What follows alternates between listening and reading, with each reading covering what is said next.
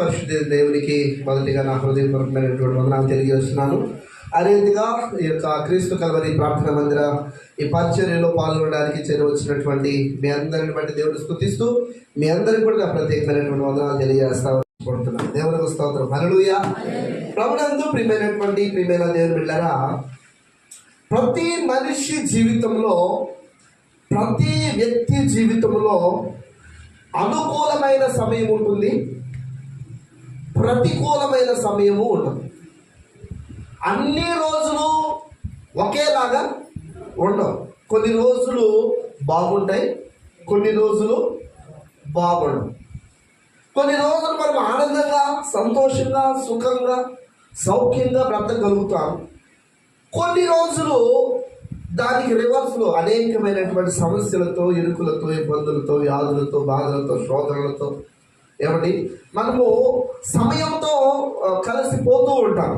అయితే ప్రతి క్రైస్తవుడు పెట్టినారా, ప్రతి క్రైస్తవుడు క్రీస్తును తమ సొంత రక్షకునిగా అంగీకరించిన ప్రతి వ్యక్తి 3 విషయాలు ఎప్పుడు కలిగి ఉండాలి.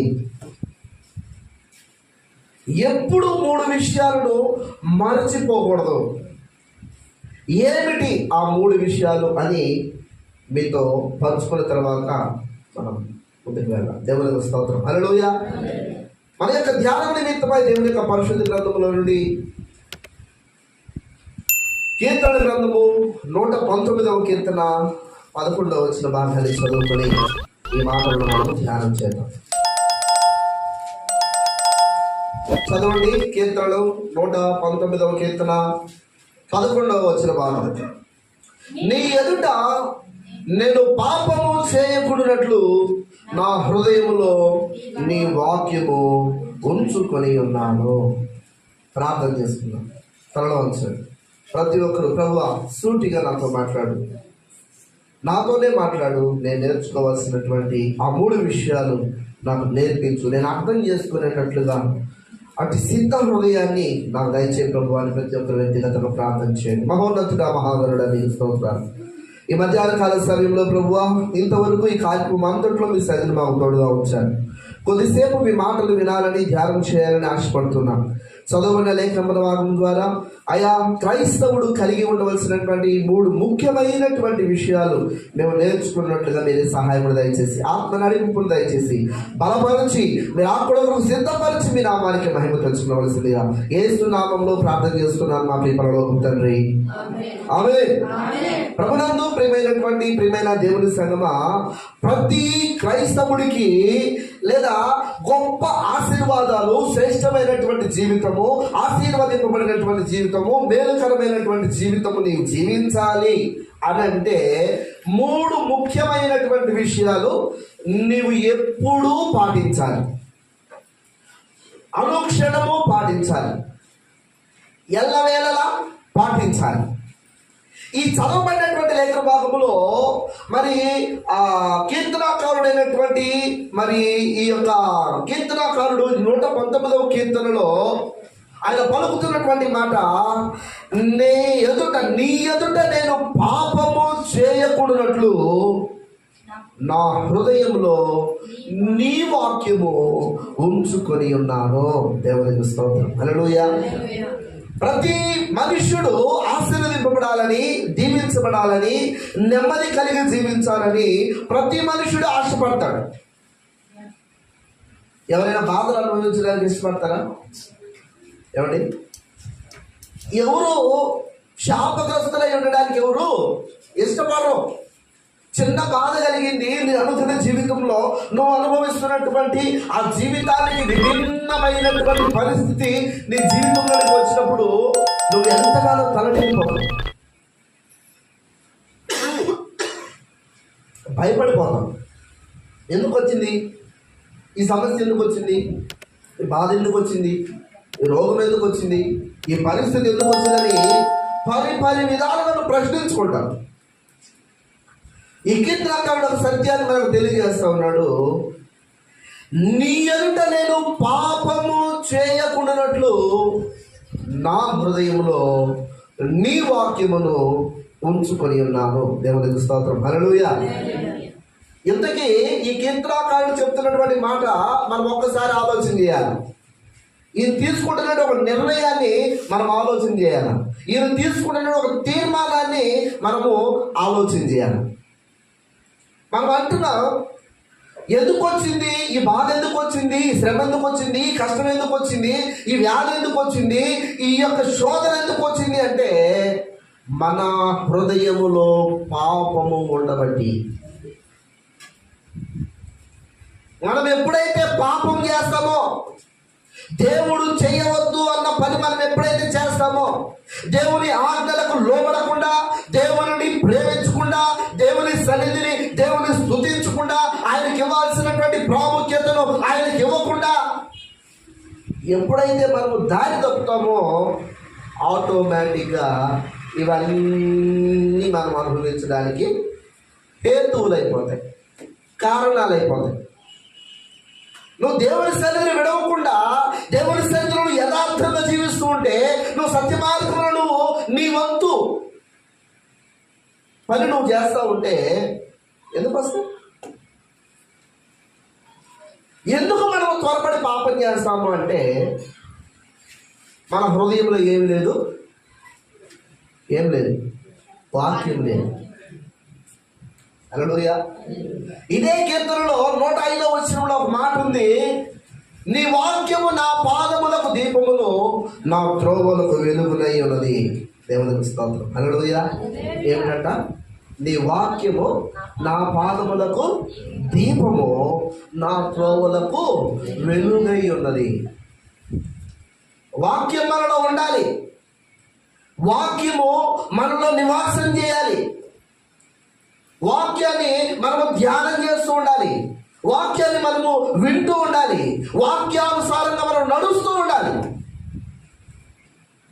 అప్పుడు ఆ వాక్యము మన హృదయంలో ఉందనుకోండి, ఏదన్నా ప్రతికూల పరిస్థితి మనకి ఎదురవుతూ ఉంటాయి. చాలా సందర్భాల్లో ఈ పని చేయాలా వద్దా, నిలబడిపోతాయి.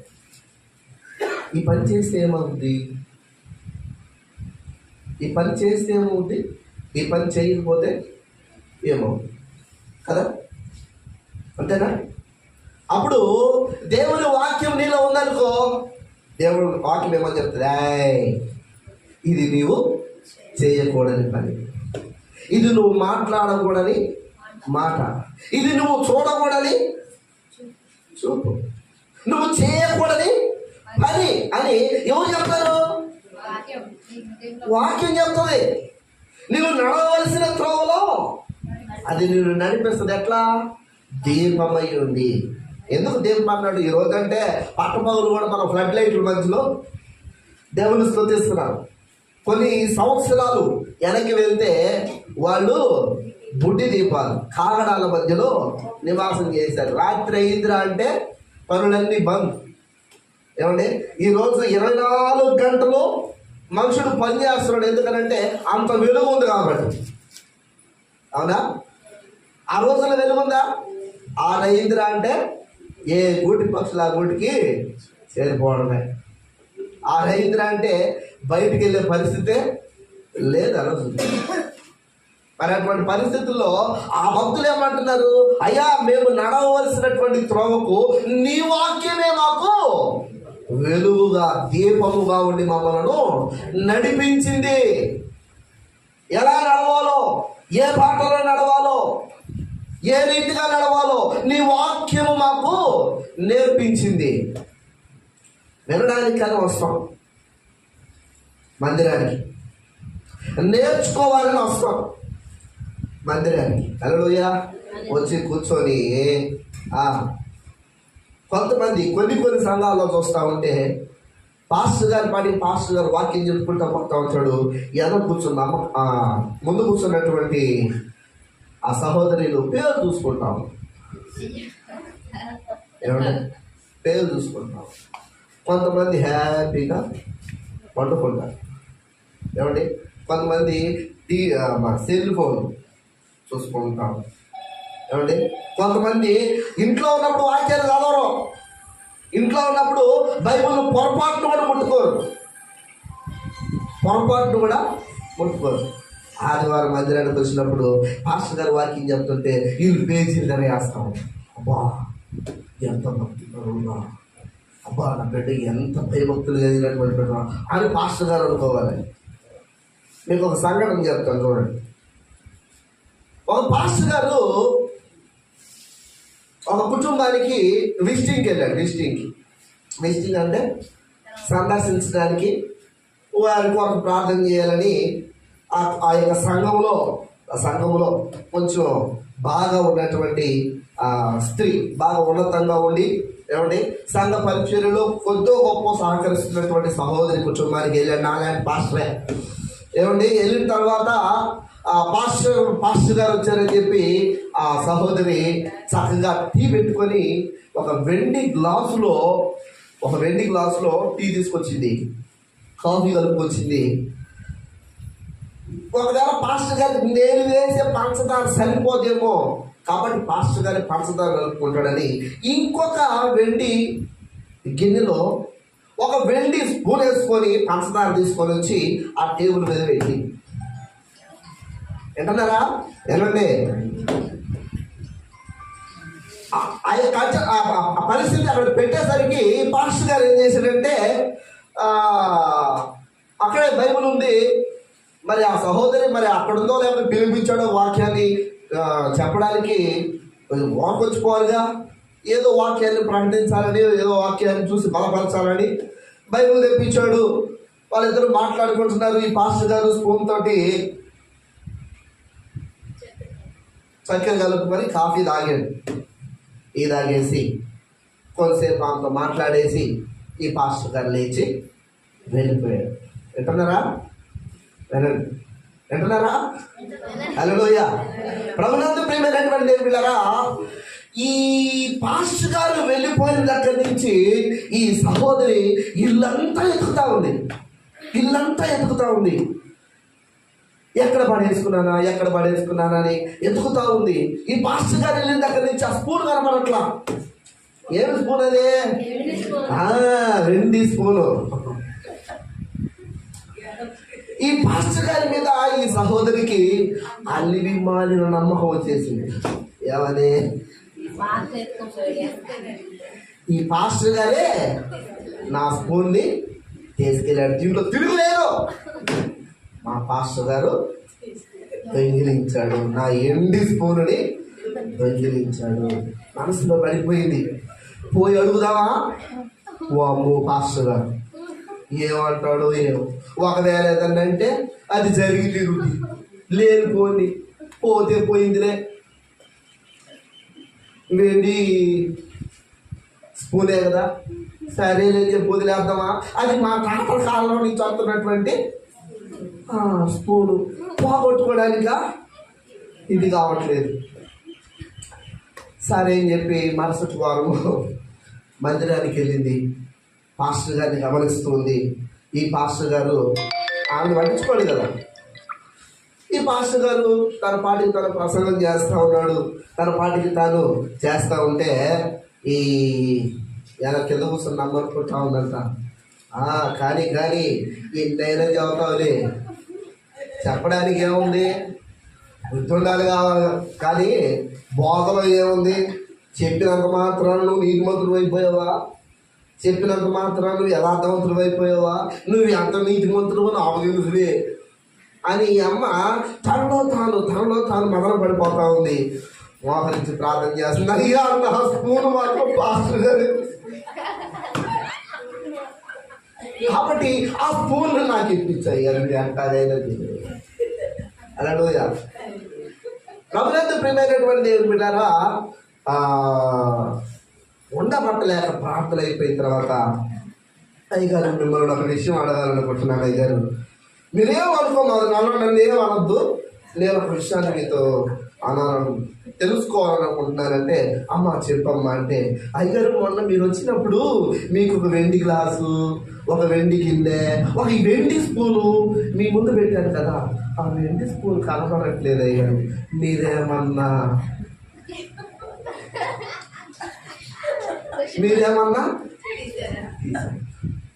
ఆహా, అట్లానా అమ్మా? ఎండు స్పూన్ పోయిందా? సరేనమ్మా, సరే, మంచిది, మంచి పని చేసావు, మంచిగా అడిగావు. ఆ రోజు నేనే వచ్చిపోయాను కాబట్టి నీ స్పూను మాయమైంది. రెండవది, నేను వచ్చినప్పుడే మాయమైంది కాబట్టి నువ్వు అడగడంలో తప్పు లేదు. అమ్మ నీ బైబిల్ ఏడుందమ్మా అని అడిగాను. అమ్మ నీ బైబిల్ ఏడుందమ్మా అంటే, అయ్యారు బైబిల్ ఇదిగో అని అడిగిందమ్మ. అమ్మ ఒక్కసారి బైబిల్ జిప్పు తీయమ్మా,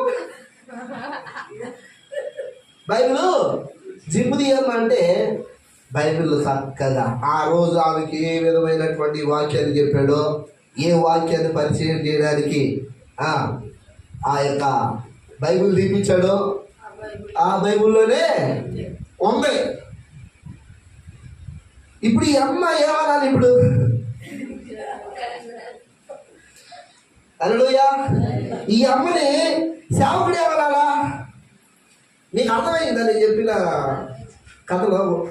ఆటలేదు, ఇవి ఇల్లంతా ఎత్తుకెళ్ళి కానీ ఆటక్కలేదు అంటే ఈ పరిస్థితి ఏంటి?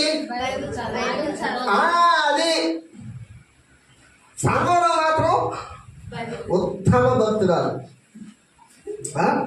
ఏమండి, మంచి భక్తురాలు, కానీ వాక్యాలు చదివే అనుభవం మాత్రము లేదు. నువ్వు ఎంత భక్తి పరాలువో, నీకు వాక్యం అంటే ఎంత ఇంట్రెస్ట్ ఉందో, నువ్వు వాక్యం పట్ల ఎంత శ్రద్ధ కలిగి ఉన్నావో ఈ ఒక్క పని వల్ల తెలిసిపోయిందా? హల్లెలూయా. ప్రభునంత ప్రియమైనటువంటి ఏంటారా, సేవకులు మీ దగ్గరకు వచ్చినప్పుడు కొన్ని దేవుడు బయలుపరుస్తూ ఉంటాడు. ఆ బయలుపరిచిన విధానాన్ని బట్టి సేవకులు మీ కొరకు భారంతో ప్రార్థన చేస్తాం. మనం ఆశీర్వదింపబడాలి అంటే మన ఇంట్లో గోడల మీద కాదు ఉండాల్సింది వాక్యం, మన తలుపుల మీద కాదు ఉండాల్సింది వాక్యం, మన ఫ్రిడ్జ్ల మీద, ఏమండి, బీరువాల మీద కాదు ఉండాల్సింది వాక్యం. ఎక్కడ ఉండాలా? మన హృదయంలో ఉండాలి వాక్యం. ఈ హృదయంలో తప్ప అన్ని చోట్ల కనబడింది వాక్యం. దేవుడు అద్భుతాలు చేయమంటే అటు చేస్తాడు. నేను ప్రార్థన చేస్తున్నాను, నా ప్రార్థన ఆలకించట్లేదు, మీరు నా కోసం. హల్లెలూయా. మరి మా ప్రార్థన ఏంటో దేవుడు మీ ప్రార్థన ఎందుకు వినట్లేదు? మొట్టమొదటి కారణము, మీ హృదయంలో ఏం లేదు? వాక్యము లేదు. వాక్యము లేని జీవితాల్లో మేలుడు జరగదు. ఈ వాక్యము నిన్ను నడవలసిన త్రోవలో క్రమముగా నడిపిస్తుంది. నువ్వు ఎలా నడవాలో, ఎలా కూర్చోవాలో, ఎలా నిద్రపోవాలో, ఏమండి, నువ్వు ఎలా తినాలో, నువ్వు తినదాన్ని ఎలా అడిగించుకోవాలో కూడా వాక్యమే నేర్పిస్తుంది. చూడండి దేవుని యొక్క పరిశుద్ధ గ్రంథంలో, కీర్తనల గ్రంథము 19వ కీర్తన 7వ వచనం చదువుదాం. త్వరగా సమయము అయిపోయింది. యెహోవా నియమించిన ధర్మశాస్త్రము యథార్థమైనది, అది ప్రాణమును తెప్పరిల్ల చేయును. యెహోవా శాసనము నమ్మదగినది, అది బుద్ధిహీనులకు జ్ఞానము పుట్టించును. యెహోవా ఉపదేశములు నిర్దోషమైనవి, అవి హృదయమును సంతోషపరచును. యెహోవా ఏర్పరిచిన ధర్మము నిర్మలమైనది, అది కన్నులకు వెలిగించును. యెహోవా యందైన భయము పవిత్రమైనది, అది నిత్యము నిలుచును. యెహోవా న్యాయ విధులు సత్యమైనవి, అవి కేవలము న్యాయమైనవి. అవి బంగారు కంటెను విస్తారమైన మేలిమి, బంగారు కంటెను కోరదగినవి, తేనె కంటెను జుంటె తేనె దారుల కంటెను మధురమైనవి. దేవునికి స్తోత్రం. చప్పట్లుగా ఇలాంటి వాక్యము నీ హృదయంలో ఉంటే, ఇలాంటి వాక్యము నీ జీవితంలో ఉంటే, ఇలాంటి వాక్యము నిన్ను నడిపిస్తూ ఉంటే, నీ బ్రతుకులో ఎందుకు వస్తుంది శోధన, ఎందుకు వస్తుంది రోగము, ఎందుకు వస్తుంది సమస్యలో? ఈ వాక్యం మన హృదయంలో లేదు లేదు లేదు. ఇక మీదటనైనా వాక్యాన్ని మన హృదయంలో ఉంచుకోవాలి. వాక్యం మన హృదయంలో ఉంచుకోవాలంటే మొదటిగా ధర్మశాస్త్రమును ధ్యానించాలి, రెండవది వినాలి, దానిని గ్రహించాలి, గ్రహించిన దానిని అనుసరించి నడుచుకోవాలి. మొదటిగా మన హృదయంలో వాక్యం ఉండాలి. చూడండి దేవుని యొక్క పరిశుద్ధ గ్రంథం మత్తయి సువార్త 6వ అధ్యాయము 6వ వచనం. మత్తయి సువార్త 6వ అధ్యాయం 6వ వచనం చదవాలి. నీవు ప్రార్థన చేయనప్పుడు నీ గదిలోనికి వెళ్ళి తలుపు వేసి రహస్యమందు ఉన్న నీ తండ్రికి ప్రార్థన చేయము. అప్పుడు రహస్యమందు చూచు నీ తండ్రి నీకు ప్రతిఫలమిచ్చును. చాలు. మొదటి అనుభవం మన హృదయంలో వాక్యం ఉండాలి. రెండవది నీ గదిలో ప్రార్థన ఉండాలి. అంటే నీ ఇంట్లో ప్రార్థన ఉండాలి. హల్లెలూయా. ఉందా? ప్రార్థన ఉందా? ఎంతమంది ప్రార్థన చేస్తున్నారు? ఎంతమంది ప్రార్థన చేస్తున్నారు? హల్లెలూయా. నువ్వు ఎప్పుడైతే ప్రార్థన చేస్తావో నీ సాక్ష్యం కూడా మారిపోతుంది. నువ్వు ప్రార్థన చేసే వ్యక్తి అయితే నీ సాక్ష్యం మారింది, నీ అనుభవాలు మారుతాయి. హల్లెలూయా. ప్రార్థన చేసే ప్రతి వ్యక్తి ప్రార్థనకు ప్రతిఫలాన్ని పొందుతాడు.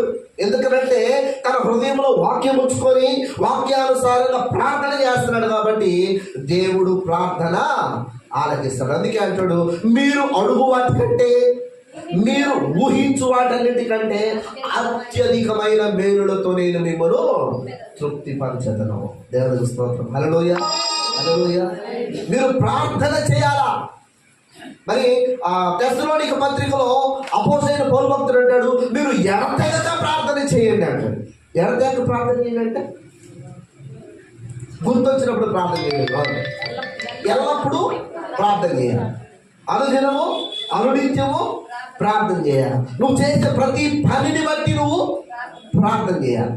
అయ్యా, ఈ పని చేస్తున్నాను, ఈ పనిలో నాకు విజయాన్ని, అనుకూలాన్ని, నాకు కావలసినటువంటి సమృద్ధిని నాకు ఇవ్వని నువ్వు చేసే ప్రతి పనిలో ప్రార్థన చేయాలి. హల్లెలూయా. ఇక్కడ అంటున్నాడు, నీవు గదిలోనికి వెళ్ళి, ఒకసారి మన మాట్లాడుతున్నా, నీవు ప్రార్థన చేయనప్పుడు నీ గదిలోనికి వెళ్ళి తలుపు వేసి రహస్యం ఉందన్న నీ తండ్రికి ప్రార్థన చెయ్యి. హల్లెలూయా. తలుపు వేసుకొని కిటికీలు వేసుకొని రహస్యం ఉందన్నటువంటి తండ్రికి మరి ప్రార్థన చేయాలంట. ఉందానికి అనుభవం? మందిరానికి వచ్చినప్పుడు, ఏదైనా ఉపవాస ప్రార్థనలకు వచ్చినప్పుడు, లేదా ఏదైనా కుటుంబ ప్రార్థనలకు వచ్చినప్పుడు పాస్టర్ గారు ప్రార్థన చేద్దాం అని అన్నప్పుడు కళ్ళు మూసుకొని ప్రభువా ప్రభువా ప్రభువా ప్రభువా. ఈ అనుభవాలు చాలా మందికి ఉంటాయి. సంవత్సరాలు గడిచిపోతూ ఉంటాయి. పురాతన క్రైస్తవురాలని చెప్పుకుంటాం, కానీ ప్రార్థన చేయడము రాదు, సాక్ష్యం చెప్పడము రాదు, ఒక పాట పాడటము రాదు, ఒక సాక్ష్యం చెప్పడము బ్యాడ్. హల్లెలూయా. ప్రార్థన నీ ఎదుట మూయబడిన తలుపులను తెలుస్తుంది. హల్లెలూయా. ప్రార్థన నీ జీవితాన్ని మారుస్తుంది, నీ స్థితిని మారుస్తుంది, నీ గతిని మారుస్తుంది. ప్రార్థన నీ గదిలో ప్రార్థన, ఇంట్లో ప్రార్థన ఉందా? ప్రార్థన చేస్తున్నావా? కొన్ని కుటుంబాలకు వెళ్ళాలంటే భయం వేస్తుంది. నోరు తెరిస్తే బూతులే, వినడానికి అసహ్యం పుట్టే బూతులు. ఏమాత్రము ఒక క్షణం కూడా అక్కడ నిలబడడానికి వీలు లేనని బూతులు మాట్లాడతారు. మన మందిరానికి వచ్చేవాళ్ళే, క్రమం తప్పకుండా దేవుని సన్నిధికి వచ్చేవాళ్ళే. నోరు తెరిస్తే బూతు లేకుండా మాట్లాడాలి. ప్రార్థన మాత్రం ఎట్లా వస్తుంది అన్నట్టు ప్రార్థన ఎట్లా వస్తుంది? హృదయంలో వాక్యం ఉంటే ఆ వాక్యం మనల్ని కడుగుతుంది. నిలువెల్లా ఉదక స్నానం చేపిస్తుందంట. ఏంటిది? వాక్యం. మన వాక్యం చదవం కాబట్టి ప్రార్థన అనుభవం లేదు. ప్రార్థన అనుభవం లేదు కాబట్టి పాపమయమైనటువంటి జీవితాన్ని మనము కొనసాగిస్తూ ఉంటాం. ఇది కాదు, మన ఇంట్లో ప్రార్థన ఉండాలి. నేను ప్రార్థన చేసుకోవాలనుకుంటాను, కానీ అయ్యగారు మా ఆయన రాటండి, మా పిల్లలు రారండి, నేను ఒక్కదాన్ని అయితే చేసుకుంటాను, నేను ఒక్కదాన్ని చేస్తున్నాను కానీ బలం సావట్లేదు అయ్యా. హల్లెలూయా. నీవు అనడా, మీరు అనడా?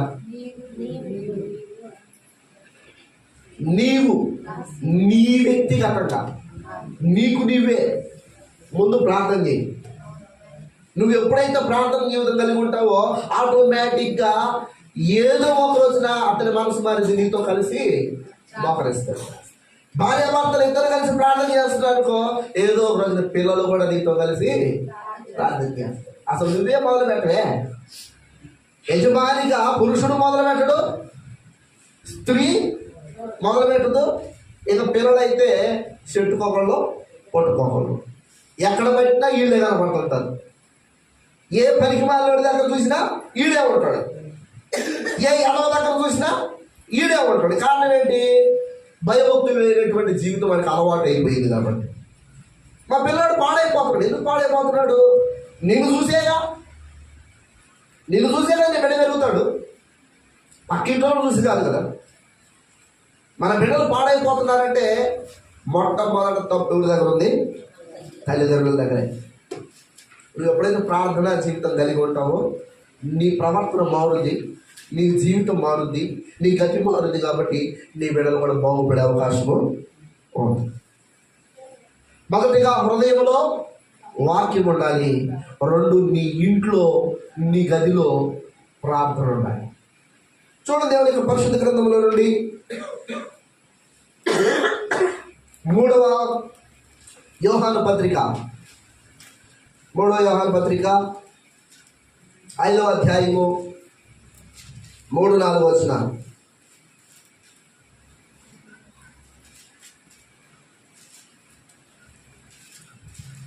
యోహాను పత్రిక 3-4 వచనాలు. నీవు సత్యమును అనుసరించి నడుచుకొనుచున్నావు కనుక సహోదరులు వచ్చి నీ సత్ప్రవర్తనను గూర్చి సాక్ష్యము చెప్పగా విని బహుగా సంతోషించితిని. నా పిల్లలు సత్యమును అనుసరించి నడుచుకొనుచున్నారని వినుట కంటే నాకు ఎక్కువైన సంతోషము లేదు. హల్లెలూయా, హల్లెలూయా. 3వది ఏమంటున్నాడు? సాక్ష్యం. హృదయములో వాక్యం ఉండాలి, నీ ఇంటిలో ప్రార్థన ఉండాలి, నీ వీధిలో సాక్ష్యం ఉండాలి. నీ పేరు చెప్తే వారి ముఖంలో సంతోషం కనపడాలి. పలానా వ్యక్తి అమ్మా చాలా మంచోడండి, చాలా మంచిదండి, చాలా చక్కగా మాట్లాడుతుంది, దేవుని యందు భయభక్తులు కలిగినటువంటి స్త్రీ, దేవుని యందు భయభక్తులు కలిగి ఓ మంచి ప్రార్థనా జీవితం కలిగినటువంటి స్త్రీ. సేవకుడు నీ గురించి సాక్ష్యం చెప్పాలి. నువ్వు మందిరంలోనికి రావడం ఒక్క వారం తప్పిపోయినా ఆ సేవకుడు నీ వైపు ఆశతో ఎందుకు రాలేదని పరితపించే విధంగా ఉండాలి. ఈ సాక్ష్యం ఉండడం మనకి ఏమంటే బలల బుద్ధి, బలలు ఎరగొట్టే ప్రసంగాలు చేసినా బయటికి వెళ్తే మంచి సాక్ష్యం ఉండదు. పలానా పాస్టరా, ఆ పాస్టర్ అట్లా అంటాడు, ఈ పాస్టర్ ఇట్లా. పాస్టర్లే కాదు, విశ్వాసుల గురించి కూడా ఆదివారం మాత్రం శాఖలో బైబిల్ పెట్టుకుని బయలుపాటు తెల్ల చీర కట్టుకొని, కానీ మందిరం నుంచి వచ్చిందంటే అన్నీ గొడవ తక్కువ పనులు. చాలా ఈ సాక్షి ఏమండి? సాక్షి సరిపోద్దా? మంచి సాక్షి. హల్లెలూయా. ప్రభునందు ప్రియమైనటువంటి బిడ్డలారా, ఈ సేవకుడు ఈ యోహాను భక్తుడు అంటున్నటువంటి మాట, ఆ పరిశుద్ధాత్మ శక్తి మాట్లాడుతున్నటువంటి మాట, నీవు సత్యమును అనుసరించి నడుచుకున్నావు కనుక సహోదరులు వచ్చి నీ సత్య ప్రవర్తనను గురించి సాక్ష్యము చెప్పగా విని బహుగా సంతోషించింది. హల్లెలూయా, హల్లెలూయా.